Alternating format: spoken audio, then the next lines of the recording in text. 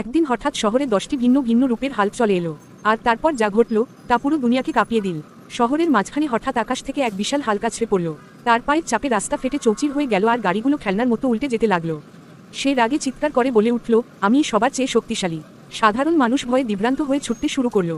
ঠিক তখনই আকাশ লাল হয়ে গেল আর আগুনের গতিতে নিচে নেমে এলো রেড হাল্ক। সে হুঙ্কার দিয়ে বলল, আজ দেখা যাবে আসল শক্তিকার। ব্যাস, শুরু হলো এক মহাযুদ্ধ। তাদের এক একটি ঘুষি এতই শক্তিশালী ছিল যে আশেপাশের দালানের সব কাজ ভেঙে গুঁড়ো হয়ে গেল।